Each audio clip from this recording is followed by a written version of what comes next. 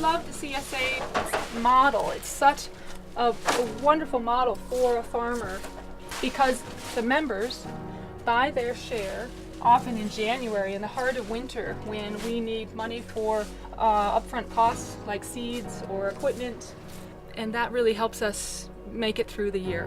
And then the farmers market support us through the summer months. Sustainability is a major issue. You know, how do you create a sustainable farm? So first of all, I think it's so important that farmers do own their land. If we don't have the land, we can't invest in the capital required, you know, to say get water, to get animals, to produce our own fertility, and generally to create the abundance that we need to have a working farm. The land trusts have protected lots of great conservation land in this area, but we are running out of good soil in this valley. The developments are now settling into some of the most pristine farmland areas, and so farmland in this area is disappearing. That's probably our biggest hurdle right now, is finding land we can purchase and put the infrastructure on needed to be a sustainable farm. So we began farming at the Mountainside Village farm back in 2014. But we always wanted to expand our farm to a place where it could be a self-reliant, self-sufficient farm organism. So we began our land search here in Teton Valley, but it was really hard to find land that was affordable. So we started looking out in Maine and Vermont. After searching in the spring of 2016, we came home feeling pretty defeated and empty-handed. We hadn't found a place that we could call home. In early July of that same year, we got a phone call from our friend Scott Paulson, who lived just down the road, and he said that he found a piece of property that had pretty much all the assets that we were looking for. We came over and checked it out, and within a couple days we felt like it was exactly what we would be a perfect fit. So we went directly to the Teton Regional Land Trust to discuss with them whether we could put an agricultural easement on this property, because we felt that was the one avenue that would allow us to afford this piece of property. And we spoke with them, and they felt it was a very valuable piece of land to protect and that they would be excited to work with us on this project. Standing so close to the city of Victor, just right there, and then seeing this rich, robust, organic soil, having the opportunity to protect a place like this in the face of development and loss of farmland is an incredible opportunity.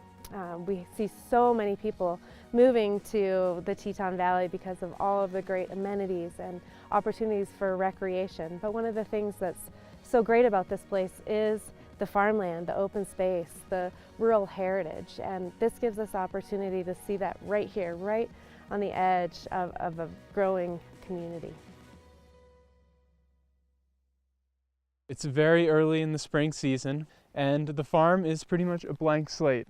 We have done a little bit of work. We've started our first greenhouse. We have utilities installed and a driveway. But this coming year, we plan to put up as many as 3 more additional greenhouses, get the land turned and prepped, ready for next year's gardens, and grow another round of hay on the land. We love coming out here and envisioning where we're going to plant the windbreak and where we're going to have the perennial gardens, and then the annual crops that will be rotated through this whole property. We have the room now to really produce a lot of vegetables and to do it well, to do it sustainably, to grow organically. But none of this would be possible if we don't secure an agricultural easement on this land now and make funds available that allow us to develop an infrastructure and actually start managing this land. We have more interest in our CSA than we have shares available. People are starting to realize that, you know, we've got these high cancer rates, processed foods are giving us diabetes, and heart disease is the #1 cause of death in the US.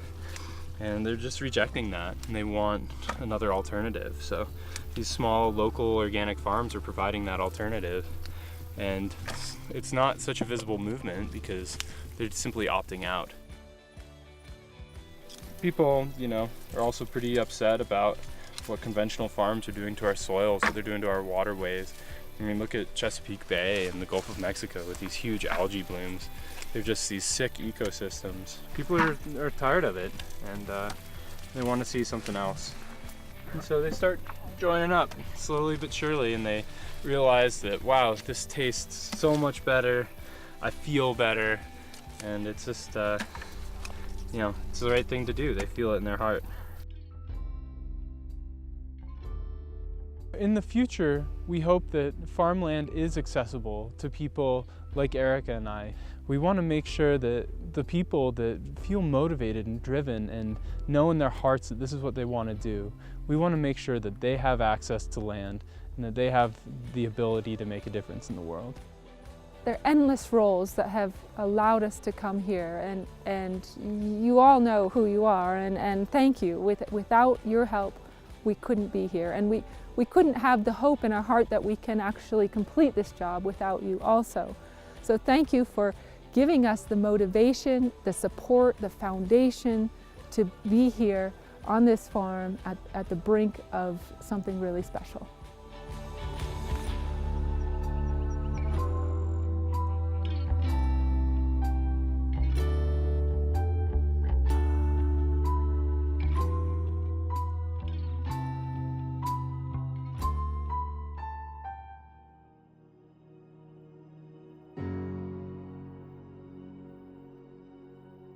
It's been quite a journey. You know, it's taken over 2 years for this process to happen, and quite a bit of research before that.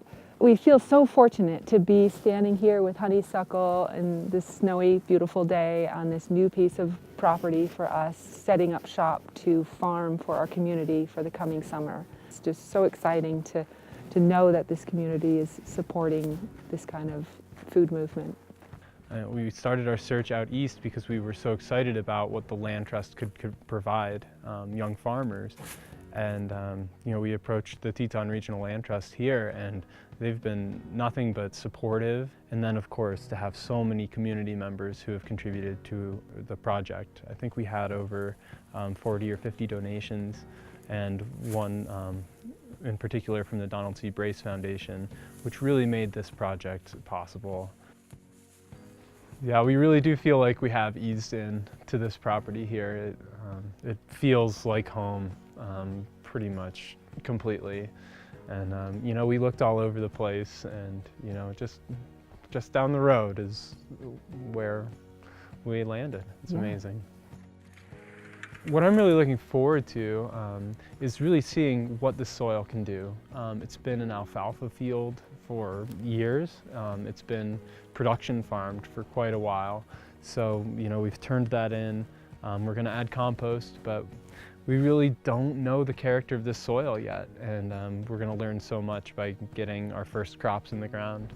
We might have an awesome beet and carrot year, and who knows, the greens might stink. I don't know. So we're going to really find out a lot about the soil just by planting our first crops this year. Just getting to know the place is exciting in itself.